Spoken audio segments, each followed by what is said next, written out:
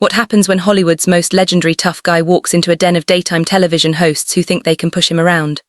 Well, you're about to find out. And trust me, this is one confrontation you won't see coming. Clint Eastwood, the man who made careers out of staring down bad guys and delivering justice with a whisper, found himself face to face with Joy Behar in what started as a routine promotional appearance, but quickly spiraled into television chaos. Before we dive into this explosive encounter, make sure you hit that subscribe button and drop a comment below because this story is going to leave you speechless. The cameras rolled live and Whoopi Goldberg smiled warmly at their guest. "Ladies and gentlemen, please welcome the legendary Clint Eastwood," she announced as the studio audience erupted in applause. Eastwood nodded politely as he settled into his chair, his weathered hands resting calmly on the armrests. "Thank you for having me," he said in that unmistakable growly voice. "So Clint, tell us about your latest project," Whoopi continued, keeping things light and professional. "What drew you to this particular story?" "Well, it's about second chances," Eastwood replied thoughtfully. "Sometimes people deserve another shot at redemption, even when society has written them off." Sarah Haynes leaned forward with genuine interest. "That's such a beautiful theme. How do you choose which stories to tell at this stage in your incredible career?" "I look for truth," Eastwood answered simply. "Stories that say something real about the human condition. Hollywood's got enough fantasy." The conversation flowed naturally for several minutes, with Eastwood sharing insights about his directing process and working with actors. The studio audience was clearly captivated by his presence and wisdom. But Joy Behar had been unusually quiet, sitting back in her chair with a knowing smile. She had been waiting for her moment and now she saw it. "Clint, can I ask you something?" Joy interjected, her tone shifting noticeably. "You talk about truth and redemption, but don't you think some of your past comments about certain political figures might contradict that message?" The temperature in the studio seemed to drop several degrees. Whoopi shot Joy a warning glance, but it was too late. Eastwood's eyes narrowed slightly as he turned to face Joy directly. "Which comments would those be, Joy?" "Oh, you know," Joy said with full sweetness. "Your support for politicians who shall remain nameless, but who have made some pretty questionable statements about women and minorities." "I don't recall making any statements that disparaged women or minorities," Eastwood replied evenly, his voice carrying that familiar steel edge that movie audiences knew well. But by association, Joy pressed on, clearly enjoying herself. "Don't you think your political endorsements send a message?" The other hosts exchanged uncomfortable glances. This wasn't the direction anyone had planned for the interview to go. Eastwood leaned back in his chair and fixed Joy with a stare that could have frozen water. "Young lady, I've been in this business since before you were born. I've worked with people of every background, every political persuasion, and I judge them by their character, not their party affiliation." "Young lady," Joy's voice rose an octave. "Excuse me, but I think I have every right to ask tough questions of my guests. And I have every right not to answer gotcha questions from someone who's more interested in creating controversy than having a conversation," Eastwood shot back, his calm demeanor never wavering despite the edge in his voice. Joy's face flushed red. "Gotcha questions? I'm asking about your public statements, Clint. That's called journalism. Is that what we're calling it now?" Eastwood replied with a slight chuckle that somehow made the insult even more cutting. "In my day, journalism involved research and facts, not fishing expeditions." Whoopi tried to intervene. "Let's maybe get back to talking about your film, Clint," but Joy wasn't backing down. "No, I think this is important. You can't just come on television and expect softball questions when you've made controversial political statements such as." Eastwood's voice remained steady, but his eyes had that dangerous glint that anyone who'd watched his movies would recognize. "Well, there was that whole empty chair thing," Joy said smugly, referring to a political convention appearance from years earlier. "You mean when I used a creative metaphor to make a point about political accountability?" Eastwood replied. "Yeah, I remember that. What about it? Don't you think it was a little, I don't know, unhinged?" Joy pressed, clearly thinking she had found her angle. The studio audience was dead silent now. Even the crew members had stopped moving, sensing that something significant was happening. Eastwood leaned forward slightly, his voice dropping to that whisper-quiet tone that was somehow more intimidating than shouting. "Joy, let me ask you something. How many films have you made? What does that have to do with anything?" Joy shot back defensively. "Just answer the question. How many films have you directed, produced, or starred in?" "That's not the point. I'm a television host and comedian." "Right, and how many Academy Awards have you won?" Joy's voice was getting higher. "Again, that's not relevant to this discussion." "How about this then?" Eastwood continued, his tone becoming more pointed. "How many careers have you launched? How many young actors have you given their first break? How many stories have you told that actually meant something to people? I entertain people every day on this show, Joy replied, but her confidence was clearly shaking. Do you? Eastwood asked with genuine curiosity, because from where I'm sitting it looks like you ambush guests and try to create controversy for ratings. Is that your idea of entertainment? Sarah Haynes jumped in, trying to lighten the mood. Clint, your films have entertained millions of people around the world. What's been the most rewarding part of your career? But Eastwood wasn't ready to let Joy off the hook yet. You know what, Sarah, I'll answer that. The most rewarding part has been working with professionals. People who understand that respect is earned, not demanded. People who don't hide behind a panel of co-hosts to take cheap shots at their guests. Joy's mouth fell open. Cheap shots? I'm asking legitimate questions about your political views. No, Eastwood corrected her. You're trying to create a viral moment for your social media clips. There's a difference between asking about someone's views and trying to ambush them. I'm not ambushing anyone, Joy protested. I'm doing my job. Your job is to interview guests about why they're here. Eastwood replied calmly. I came here to talk about a film I'm proud of, a story about redemption and second chances. You want to talk about politics and create drama. Whoopi made another attempt to steer the conversation. The film does sound fascinating, Clint. Can you tell us about the main character? It's about a man who's made mistakes, Eastwood said, his eyes still locked on Joy. But who's trying to do better? Sometimes the biggest obstacles aren't the ones in front of you, but the people who want to keep you defined by your past instead of letting you grow. The metaphor wasn't lost on anyone in the studio, least of all Joy, who was clearly getting more agitated by the minute. That's a beautiful message, Sarah said, clearly trying to keep things on track. Redemption is such a powerful theme in storytelling, but Joy wasn't about to let the moment pass. Speaking of redemption, don't you think some people are beyond it? I mean, when someone consistently supports divisive politics, at what point do we stop giving them chances? Eastwood's jaw tightened almost imperceptibly.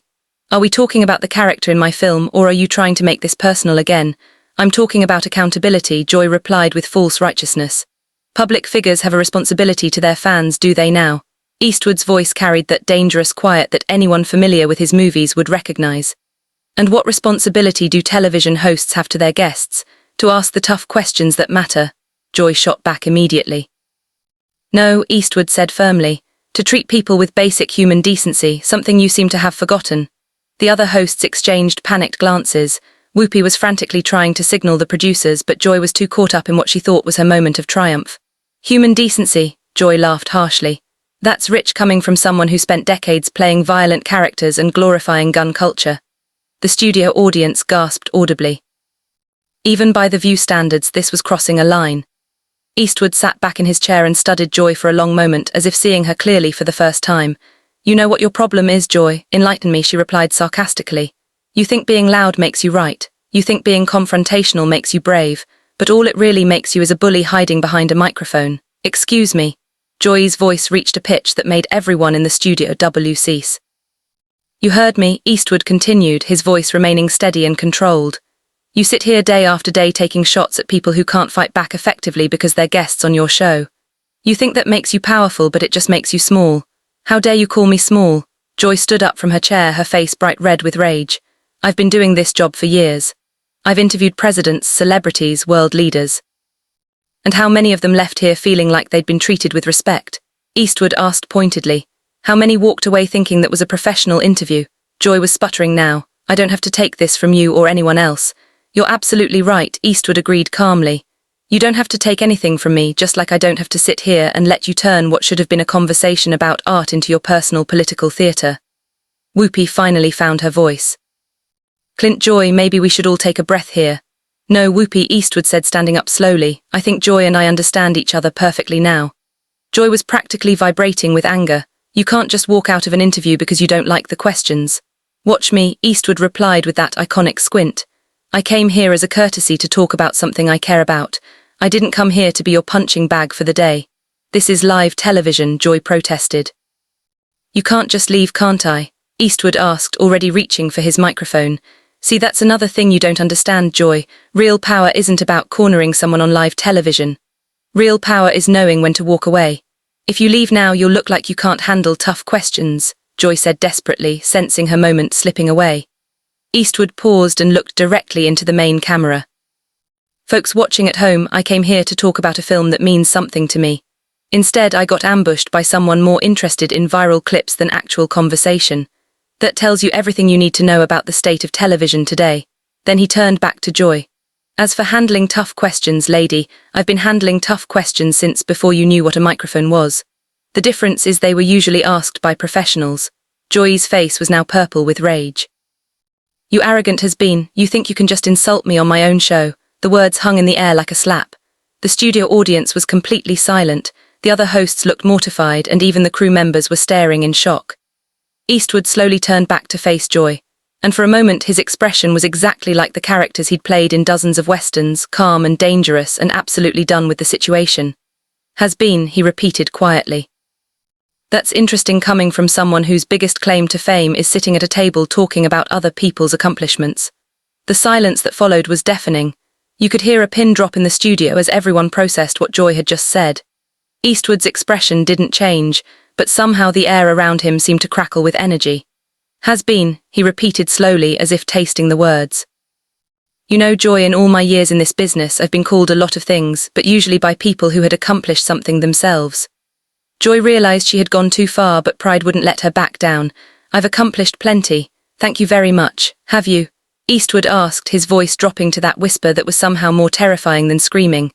Let's see.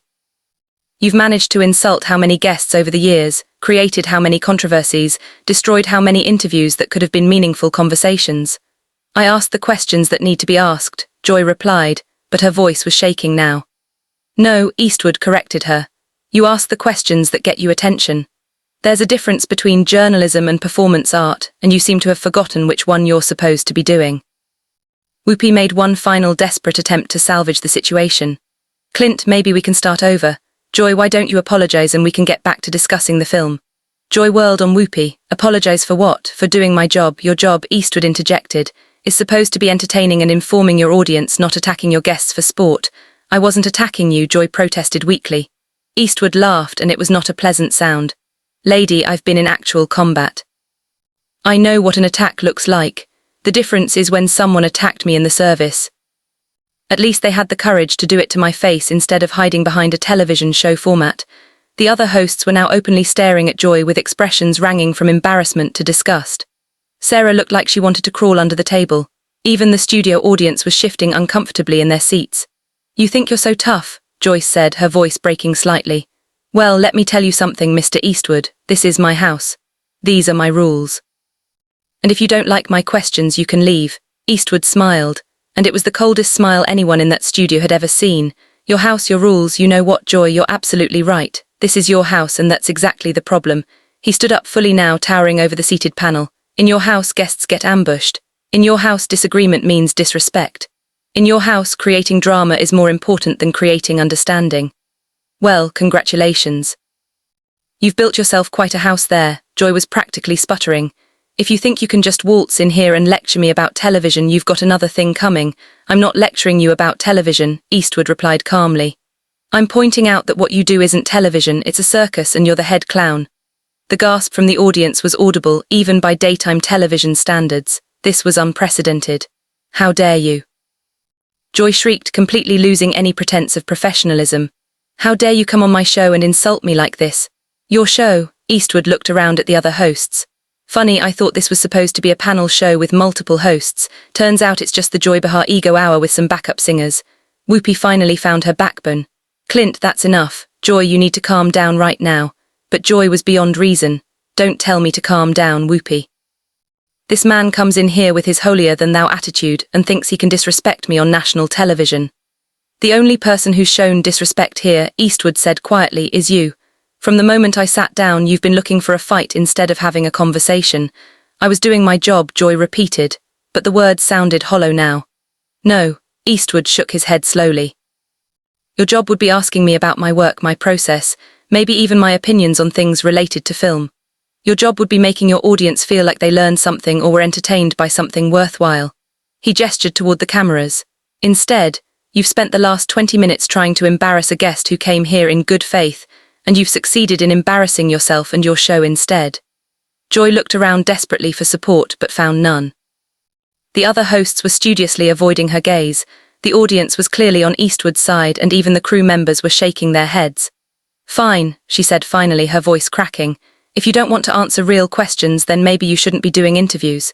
Eastwood was already removing his microphone, but he paused at those words. Real questions. You want to know what a real question sounds like, Joy? He looked directly into the main camera again. A real question would be, what drives you to keep making films at your age? A real question would be, what advice would you give to young filmmakers? A real question would be, what story are you most proud of telling? Then he turned back to Joy. But those questions require you to actually care about the answers, and we both know you don't. The studio was so quiet you could hear the camera operators breathing. Joy looked like she wanted to say something else, but for once in her career she seemed to be at a loss for words.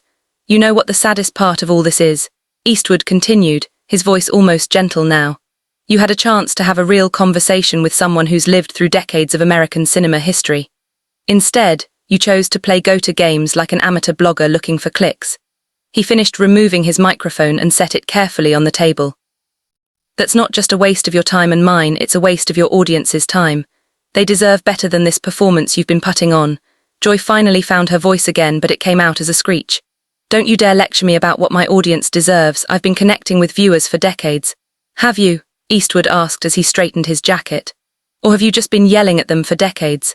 Because there's a difference between connecting with people and just making noise. The producers were frantically signaling from behind the cameras, clearly trying to figure out how to handle this unprecedented situation. This was live television, and their biggest guest was walking out after completely dismantling one of their hosts. Security, Joy called out desperately. Get security. Eastwood laughed genuinely for the first time since the interview began. Security? What are they going to do? Joy, arrest me for hurting your feelings. He looked around the studio one more time, taking in the stunned faces of everyone present. You know, I've been in this business for over 60 years. I've worked with the best directors, the finest actors, the most professional crews in the world, and in all that time I've never encountered anyone quite like you. Is that supposed to be a compliment? Joy asked sarcastically, trying desperately to regain some control of the situation. Take it however you want, Eastwood replied. But just remember, when people talk about this interview tomorrow, they're not going to be talking about your tough questions or your journalistic integrity. They're going to be talking about how you completely lost your composure and embarrassed yourself on live television. With that devastating final blow, Clint Eastwood walked calmly toward the studio exit, leaving behind a panel of stunned hosts, a shocked audience, and one completely humiliated Joy Behar, who was still trying to figure out how she had lost control so completely. As the studio doors closed behind him, the cameras captured Joy's face red with rage and embarrassment, while the other hosts sat in stunned silence, knowing they had just witnessed television history, but not the kind anyone would want to be remembered for. So there you have it, folks. What started as a routine promotional interview turned into one of the most explosive confrontations in daytime television history. Clint Eastwood proved that even in his 90s, he's still the fastest draw in Hollywood. Except this time his weapon was words, not bullets. Make sure to subscribe for more incredible stories like this one. And let me know in the comments, do you think Joy Behar finally met her match?